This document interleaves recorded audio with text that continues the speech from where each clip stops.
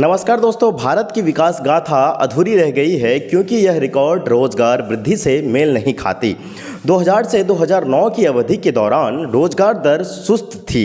हालांकि भारतीय अर्थव्यवस्था 8% की औसत दर से बढ़ी है। दोस्तों आज की इस वीडियो में हम लोग भारत में श्रम कानून के बारे में यानी कि लेबर लॉ के बारे में हम लोग जानने के लिए जा रहे हैं। दोस्तों भारत में श्रम कानून की संख्या अधिक होने के बावजूद यह 93% या असंगठित क्षेत्र के श्रमिकों की कीमत पर नियोजित संगठित क्षेत्र के श्रमिकों के लिए केवल 7 से 8% की सुरक्षा करता है। भारत में श्रम कानून यानी कि यूपीएससी परीक्षा के दृष्टिकोण से भी यह बहुत ही महत्वपूर्ण है और सामान्य अध्ययन पेपर के लिए भी बहुत ही यह महत्वपूर्ण है। दोस्तों आज की इस वीडियो में हम लोग भारत में जो श्रम कानून है उसकी रूपरेखा के बारे में हम लोग चर्चा करेंगे। दोस्तों तो वीडियो को स्टार्ट से लेकर लास्ट तक जरूर देखिएगा। अगर आप इस चैनल पर नए हैं तो चैनल को भी सब्सक्राइब कर लीजिएगा। दोस्तों श्रम यानी कि लेबर 7वीं अनुसूची की समवर्ती सूची में एक विषय है, इसलिए केंद्र और राज्य दोनों को श्रम संबंधी मुद्दों पर कानून बनाने की अनुमति मिलती है। वर्तमान में केंद्र सरकार के दायरे में 44 यानी कि 44 और राज्य सरकार के तहत 100 से अधिक श्रम कानून है जो कई श्रम मुद्दों का समाधान करते हैं। काम की आधुनिक दुनिया के आर्थिक और सामाजिक परिवर्तनों के लिए अपनाए गए श्रम कानून 3 महत्वपूर्ण भूमिका निभाते हैं, जिसमें पहला जो है एक अर्थव्यवस्था में कानूनी शक्ति, धन और अधिक महत्वपूर्ण रूप से सौदेबाजी की शक्ति का पुनर्वितरण, और दूसरा नंबर पे जो है वो एक कानूनी प्रणाली स्थापित करे जो उत्पादक व्यक्तिगत और सामूहिक रोजगार संबंधों और इसलिए एक उत्पादक अर्थव्यवस्था की सुविधा प्रदान करे। और थर्ड नंबर जो है उसका अगर हम बात करें तो काम पर मौलिक अधिकारों और सिद्धांतों की एक स्पष्ट और निरंतर अनुस्मारक और गारंटी प्रदान करें जिन्हें व्यापक सामाजिक स्वीकृति मिली है। भारत के श्रम कानूनों में सुधार और संहिताकरण की आवश्यकता, need of reform and Codify labours law. श्रम कानूनों में सुधार और संहिताकरण की आवश्यकता इस प्रकार है: कानूनों का खराब प्रवर्तन यानी कि पुअर इन्फोर्समेंट ऑफ लॉ। एक निष्पादक लेखा परीक्षा में भारत के नियंत्रक और महालेखा परीक्षा यानी कि CAG ने नोट किया कि निर्णय प्रक्रिया की प्रभावशीलता विभिन्न कारकों से कमजोर थी। श्रम का संविदाकरण यानी कि कॉन्ट्रैक्शन ऑफ लेबर, श्रम अनुपालन और आर्थिक कारणों से ठेका श्रमिकों के उपयोग में वृद्धि हुई है। अपर्याप्त सामाजिक मुद्दों की अधिकता यानी कि श्रम कानूनों में केवल संगठित क्षेत्र को कवर किया गया है जो कि केवल 7% कार्यबल के लिए जिम्मेदार है और शेष 93% कुल कार्यबल अनौपचारिक है जिसे खुला छोड़ दिया गया है। कानूनों की जटिलता और बहुतायत, केंद्र और राज्य दोनों में कई श्रम कानूनों को टुकड़ों में जोड़ा गया है जिसके परिणाम स्वरूप ये कानून तथार्थ जटिल अलग अलग परिभाषाओं के साथ परस्पर असंगत और पुराने खंड शामिल है।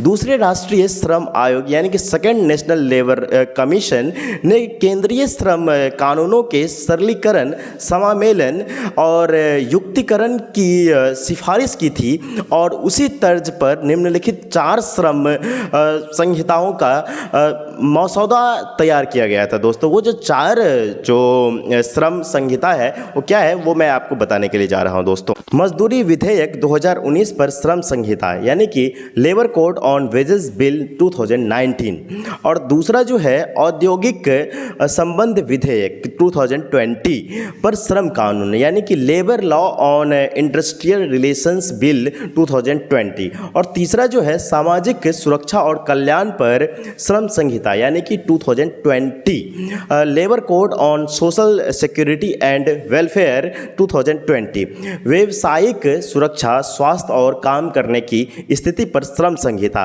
2020, labour code on occupational safety, health and working condition 2020, मजदूरी विधेयक 2019, वेजेस बिल 2019। यह उन सभी रोजगार क्षेत्रों में मजदूरी और बोनस भुगतान को विनियमित करने का प्रयास करता है जहां कोई उद्योग, व्यापार, व्यवसाय या विनिर्माण गतिविधि की जाती है। मजदूरी विधेयक 2019 पर श्रम कानून की मुख्य विशेषताएं। श्रमिकों के जीवन स्तर को ध्यान में रखते हुए केंद्र सरकार द्वारा न्यूनतम मजदूरी तय की जाएगी।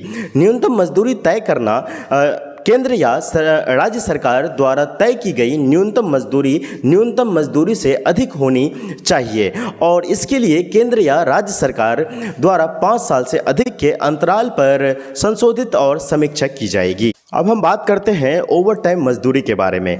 एक सामान्य कार्य दिवस से अधिक काम करने वाले कर्मचारी ओवर टाइम मजदूरी के हकदार होंगे, जो मजदूर की सामान्य दर से कम 2 गुना होना चाहिए। किसी कर्मचारी की वेतन कटौती यानी कि कुछ आधारों पर जैसे जुर्माना, ड्यूटी से अनुपस्थिति आदि कर्मचारी के कुल वेतन के 50% से अधिक नहीं होनी चाहिए। बोनस का निर्धारण। सभी कर्मचारी जिनका वेतन केंद्र या राज्य सरकार द्वारा अधिसूचित एक विशिष्ट मासिक राशि से अधिक नहीं है, वे वार्षिक बोनस के हकदार होंगे जो उनके वेतन का कम से कम 8.33% या 100 रुपये से भी अधिक होगी। एक कर्मचारी अपने वार्षिक वेतन का अधिकतम 20% बोनस प्राप्त कर सकता है। दोस्तों, अब हम लोग बात करते हैं लैंगिक भेदभाव का निषेध। समान कार्य का समान प्रकृति के कार्य के लिए वेतन और कर्मचारी की भर्ती से संबंधित मामलों में लैंगिक भेदभाव का निषेध किया जाना अनिवार्य है। औद्योगिक संबंधों पर संहिता 2020 यानी कि code on industrial relation 2020, code 3 पूर्ववर्ती कानूनों ट्रेड यूनियन अधिनियम 1926, औद्योगिक रोजगार अधिनियम 1946 और औद्योगिक विवाद अधिनियम 1947 की विशेषता को जोड़ता है। औद्योगिक संबंध संहिता की मुख्य विशेषताएं हैं। कार्यकर्ता की परिभाषा। यह एक कार्यकर्ता को किसी भी व्यक्ति के रूप में परिभाषित करता है जो किराए या पुरस्कार के लिए काम करता है। इसमें प्रबंधकीय या प्रशासनिक क्षमता में या पर्यवेक्षी क्षमता में कार्यरत व्यक्तियों को शामिल नहीं किया गया है जिनका वेतन 18,000 रुपये से अधिक है। अस्थायी आदेश 300 या अधिक श्रमिकों वाले सभी औद्योगिक प्रतिष्ठानों को संबंधित मामलों पर अस्थायी आदेश तैयार करना चाहिए। श्रमिकों का वर्गीकरण, कामगारों को काम के घंटों, छुट्टियों, वेतन दिवसों और मजदूरी दरों के बारे में सूचित करने का तरीका, रोजगार संबंध और श्रमिकों के लिए शिकायत विवरण तंत्र, इन सभी चीज़ों के बारे में हम लोगों को जानकारी प्राप्त करना चाहिए। दोस्तों, बाकी आपका क्या राय है इस वीडियो के बारे में मुझे नीचे कमेंट सेक्शन में बता सकते हैं दोस्तों। और thank you for watching this video. जय हिंद, वंदे मातरम दोस्तों।